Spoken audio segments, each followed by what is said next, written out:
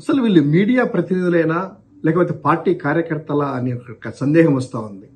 నిన్న రాప్తాడులో జరిగినటువంటి వైఎస్ఆర్ కాంగ్రెస్ పార్టీ సిద్ధం సభకి మీడియా ప్రతినిధులు హాజరు కావడం జరిగింది.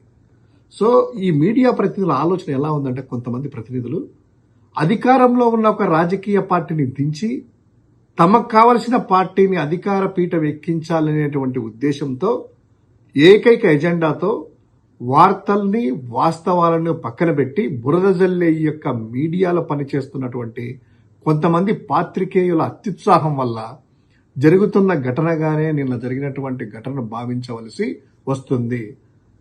ఈ యొక్క సిద్ధం సభకి పిలవని పేరంటానికి వచ్చినట్టు వచ్చి ప్రొవోకేట్ వ్యవహారాలు చేస్తూ ఉంటే పార్టీని అభిమానించేటువంటి వాళ్ళు కొంతమంది పార్టీ నేతకు ప్రాణం ఇచ్చే కార్యకర్తల్లో ఆగ్రహం అనేటువంటిది రావడం సహజం. ఆహ్వానం అందుకున్నటువంటి 150 మంది పైగా ప్రతినిధులు అక్కడికి వచ్చారు కదా. వివిధ media channels, print media, electronic media, digital media సంబంధించిన వాళ్ళందరూ కూడాను వృత్తిపరమైన బాధ్యతలు నిర్వహిస్తూ ఉంటే ఈ బాపతి వ్యవహారం చూస్తూ ఉంటే కొంతమంది చేసేటువంటిది బంగారు పుట్టలో అనవసరంగా వేలు పెడితే చీమలు ఊరుకోవాలా? ఊరుకోవు కదా.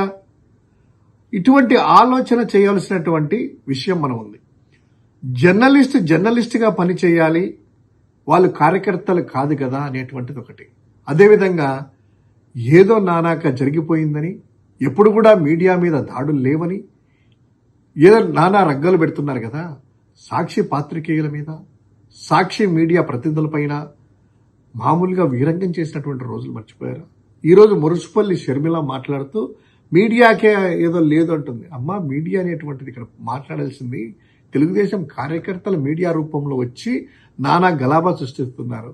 అంతమంది జనాలు ఉన్నా కూడా వాళ్ళు వచ్చి 2 కుర్చీలు ఖాళీగా, అది స్టేజ్ అంతా మీటింగ్ అయిపోయిన తర్వాత ఖాళీ ఉంటుంది కదా, ఆ ఫోటోలు తీసేసి ఫోటోలు పంపించడము, ఏదో ఇలాంటి అశ్లీలమైనటువంటి వార్తలు వడ్డీ వారించేటువంటి విధంగా వాళ్ళని చూస్తూ ఉంటే అసలు మీడియా ప్రతినిధులు అనుకోవచ్చా? ఈ యొక్క రంకు మీడియా అనొచ్చా? ఈ బొంకు మీడియాలో ఇక రామోజీరావు దగ్గర నుంచి రాధాకృష్ణ వరకు వీళ్ళు చేసేటువంటి ఈ రంకు వ్యవహారాలన్నీ కూడా కేవలం చంద్రబాబు నాయుడిని అధికారంలో కూర్చోబెట్టాలి, మంచి చేసే ప్రభుత్వాన్ని దించాలి అనేటువంటి ఏకైక లక్ష్యంతో పనిచేస్తున్నారు తప్ప నువ్వు చెప్పినట్టు ఇక్కడ మీడియాకి ఏమీ జరగలేదు. మీడియా దగ్గర నుంచి సామాన్య ప్రజల వరకు, రాజకీయ నాయకుల వరకు ప్రతి ఒక్కరికి కూడా ఈ యొక్క జగనన్న ప్రభుత్వము పూర్తి స్వేచ్ఛ స్వాతంత్రాలు ఇచ్చి వాళ్ళకి పూర్తి భద్రత కూడా ఇస్తుంది. అది జగనన్న సర్కార్, ఇది మనందరి సర్కార్.